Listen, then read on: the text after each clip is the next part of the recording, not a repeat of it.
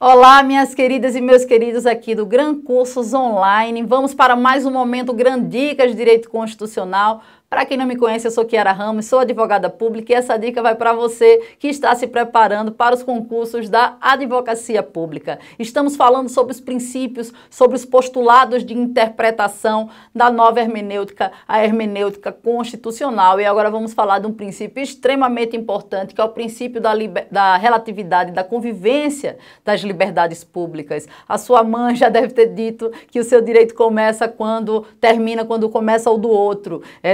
Isso é uma questão de educação básica, é saber que tudo tem limite, que tudo é relativo nesse sentido. Ninguém tem direito absoluto, os princípios não são absolutos na Constituição. As regras podem sim existir regras absolutas, mas os princípios, eles merecem ser relativizados em algumas situações, porque as liberdades públicas devem conviver. A liberdade religiosa deve conviver com a liberdade de imprensa, que deve conviver com as demais liberdades públicas. Então vem aqui comigo na tela para a gente sistematizar esse princípio tão importante que é o princípio da relatividade ou da convivência das liberdades públicas. Qual é o pressuposto desse princípio? É de que não existem princípios absolutos na Constituição.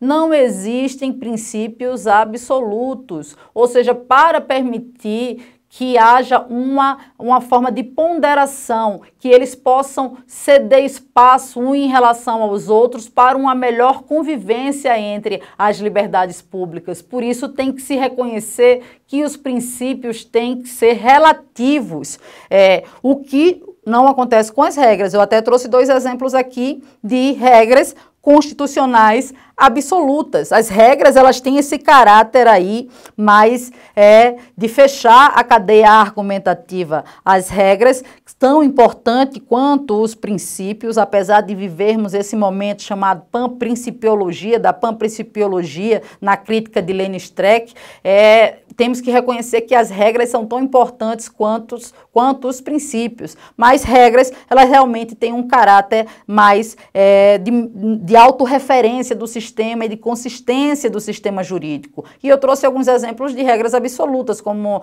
a impossibilidade de extradição do brasileiro nato. Isso aqui é uma regra absoluta, não é possível extraditar um brasileiro nato, é uma regra e não um princípio. Também é impossível a tortura e o trabalho escravo. Por quê? Porque são regras absolutas que se concretizam aí, que são corolárias do princípio da dignidade da pessoa humana, que rege esse novo momento constitucional, chamado de constitucionalismo contemporâneo ou neoconstitucionalismo. Então, a sua liberdade tem que conviver com a liberdade alheia e a flexibilização, o relativismo dos princípios permite justamente a interpretação que faça com que as liberdades públicas convivam harmonicamente entre si.